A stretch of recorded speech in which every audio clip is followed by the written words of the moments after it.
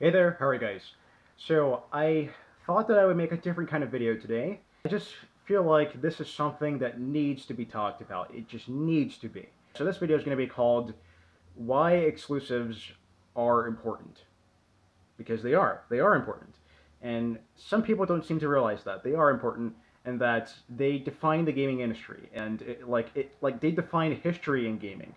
I don't have any idea why people are pissed off about exclusive titles because exclusivity has been around for ages now, going all the way back to the third generation of gaming, of gaming consoles with the Nintendo Entertainment System and the Sega Master System.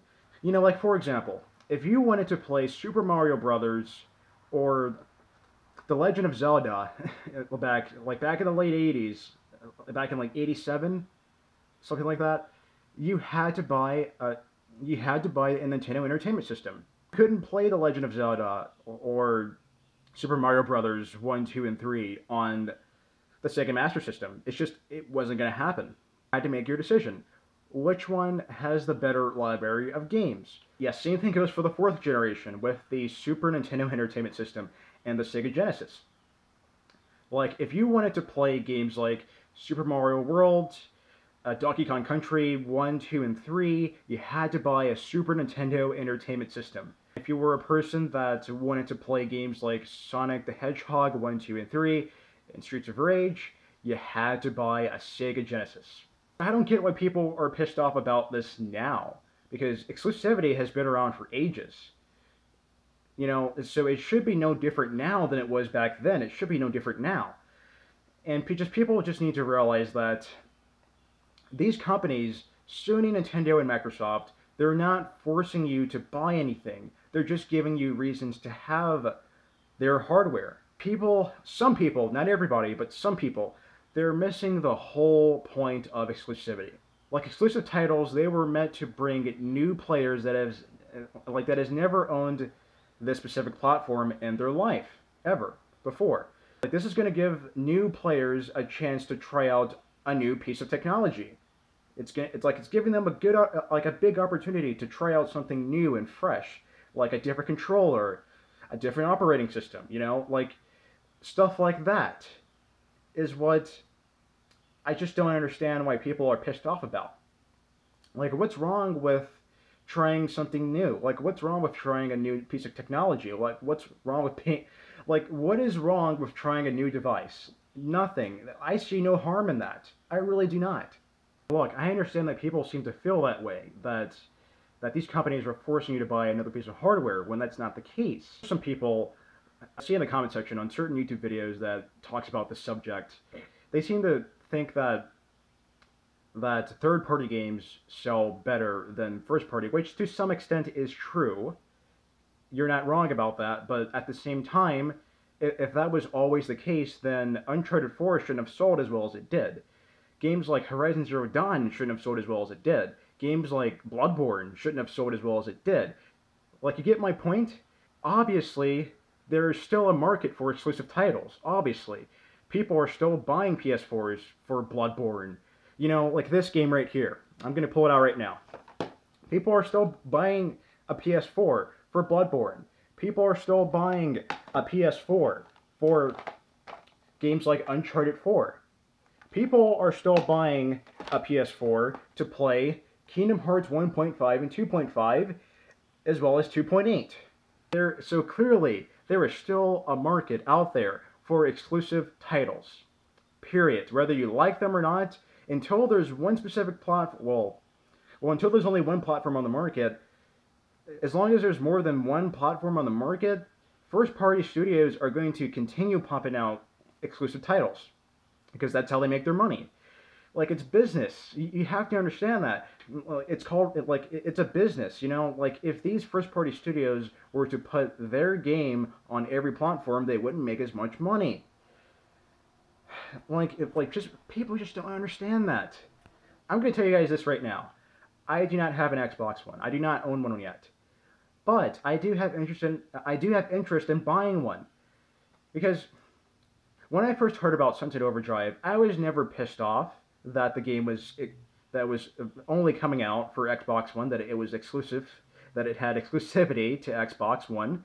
I was never pissed off about it. I actually applauded Microsoft for having at least one exclusive title that was interesting to me that would make me buy an Xbox One.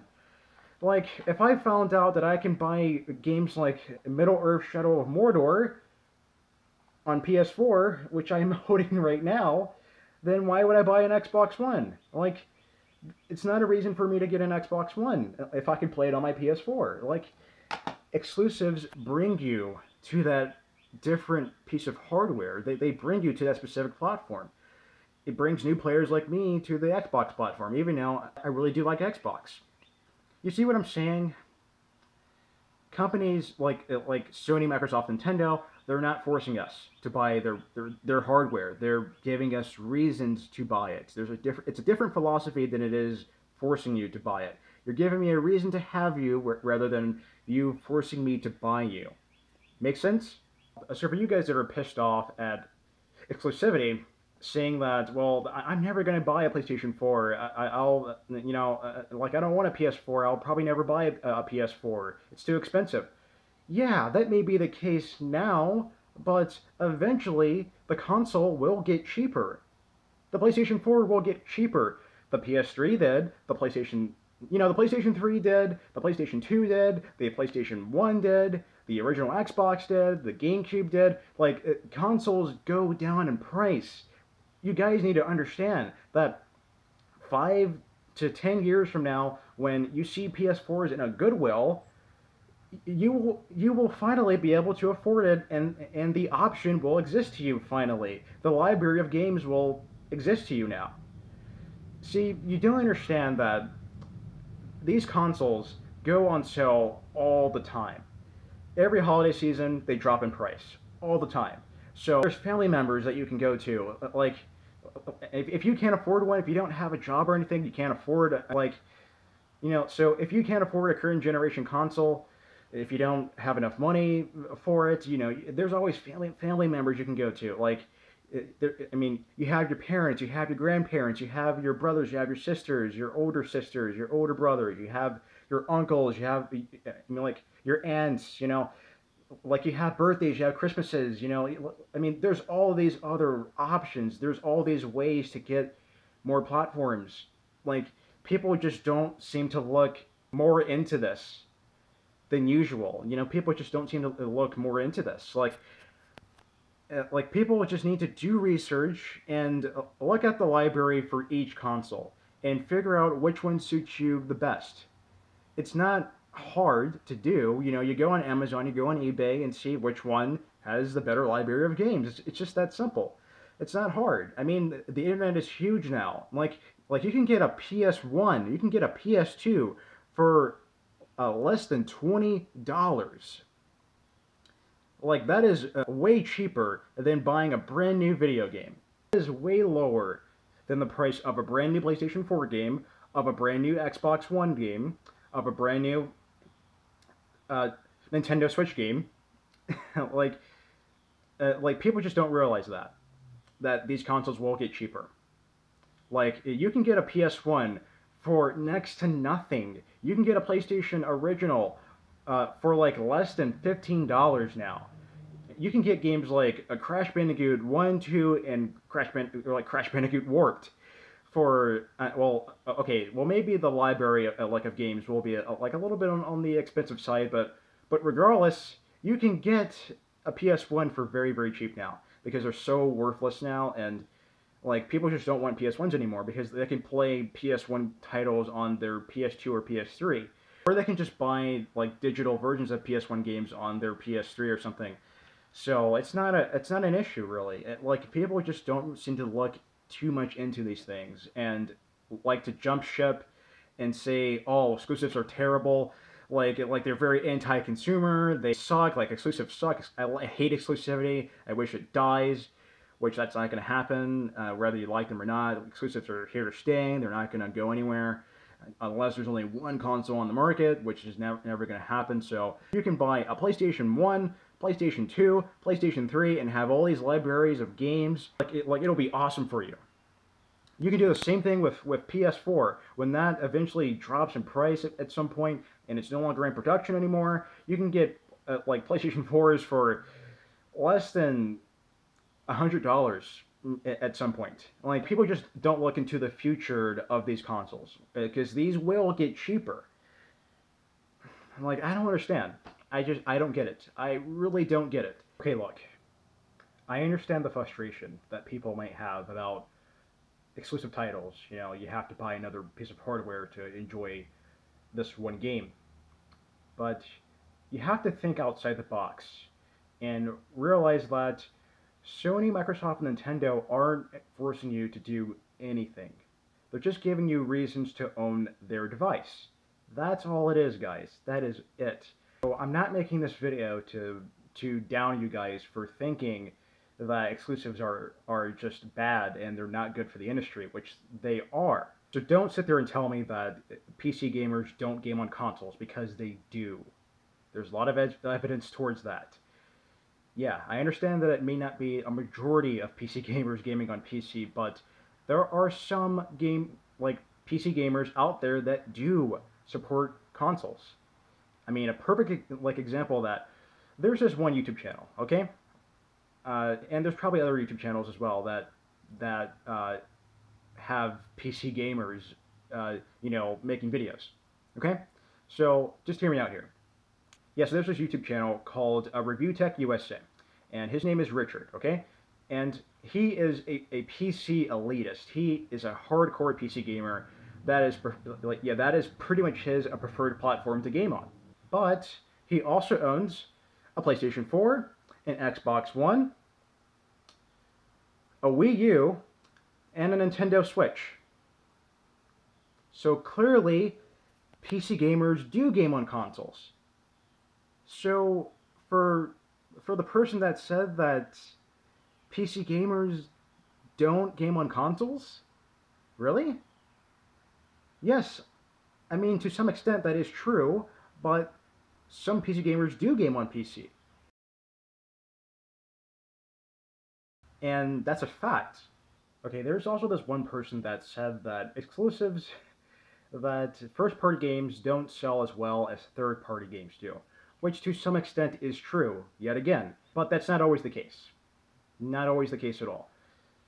If that was always the case, then games like Uncharted 4 shouldn't have sold as well as it did. This game sold... This is the highest selling game on the PlayStation 4. That is an exclusive game on the PS4. So if that was always the case, then this game shouldn't have sold as well as it did. Like, you mean, so, I don't understand. Like, first-party games don't sell consoles? Are you kidding me? Clearly, there is still a market for first-party titles, there's still a market for exclusivity. Like, I don't get it. I really don't get it. These people need to recognize the facts that games like Uncharted 4 and Bloodborne and the Uncharted Nathan Drake collection, games like Mario Party 8 and Mario Kart 8, sorry. Yeah, Mario Kart 8, games like The Legend of Zelda Breath of the Wild, sold amazing. Those games did so well, and they're exclusive. Those games sold so well. So what are you talking about? That the games that are exclusive don't sell as well. What are you talking about? Sorry, I got a little bit kind of frustrated and a little bit carried away there. But yeah, but it just kind of pisses me off when people don't seem to recognize the facts of certain first-party IPs. They don't seem to recognize the facts. And it just really aggravates me a little bit. There is a market for first-party games, and there is a market for exclusive content. It's still continuing. Whether you like them or not, they're continuing. So, I don't know what else to tell you. So to those people out there that are saying the stuff, that exclusives don't matter, or that exclusives should die, exclusivity is stupid, and it should not exist anymore, do you not realize how many copies that Uncharted 4 sold, and that Horizon Zero Dawn also sold. Horizon Zero Dawn is now the second best-selling PlayStation 4 exclusive. Well, not just exclusive, but PlayStation 4 game in general. Like, it is the second best-selling game on the PlayStation 4. Same thing goes for, well, I mean, well, the number one best-selling PlayStation 4 game is, of course, Uncharted 4: A Thief's End. Guys, you have to recognize the facts that exclusives do matter, like they do. If a first-party studio decides to put a game that was meant to be exclusive, like every game that was intended to be exclusive, if they decided to put that game out on every single platform, that would be a horrible, horrible, terrible, terrible, horrible, horrible idea, and would be a stupid business decision, a stupid business move on Microsoft's part, on Sony's part, and Nintendo's part. It would be just a disastrous business move. Like, are you kidding me? Like, no, that would not be cool. Look, guys, there are people back in 2002 that went ahead and bought the Nintendo GameCube just so they can play the Resident Evil remake. Like, so don't tell me it doesn't exist. Same thing goes for Uncharted 2, Among Thieves. That was one of the biggest reasons why most people bought a PlayStation 3, just so they can play Uncharted 2, Among Thieves. Like, so don't tell me that it doesn't exist, because it does. It really does. If you really think outside the box and just look at the facts, look at the history, guys. You really have to do that. Like, that is just what people were willing to do back in 2009 when Uncharted 2, Among Thieves came out. Exclusively, just keep that in mind, exclusively for the PlayStation 3. So, because Sony needed to make money off of the PS3, because they were losing a ton of money off of this console, and, you know, like, Uncharted 2 really helped. Like, it just really helped out Sony. It really did. Do you want to know what game outsold Just Cause 3? Horizon Zero Dawn. Do you want to know what game outsold Metal Gear Solid 5: The Phantom Pain? The Last of Us. Those two games were first-party exclusive titles. Again, proof is there. You know, the evidence is there that exclusives do sell. They can be successful. It just depends on the game. It really depends on the interest. Like, that's what it all boils down to. Guys, Metal Gear Solid 5 didn't even come close to the sales of Uncharted 4 and The Last of Us. Didn't even come close to those numbers that Uncharted 4 sold and The Last of Us sold. Didn't even come close, guys. So that just shows you more proof, more evidence towards that. Now do you guys know why the exclusives matter? Now do you guys know why? I'm hoping so. I'm really hoping you guys know why. Yeah, so let me know down below in the comment section what you guys think of exclusivity for consoles or for video games. What do you guys think of that? Well, let me know down below in the comment section. I will be sure to read that. So until next time, everybody, take it easy, guys, and take care, everyone.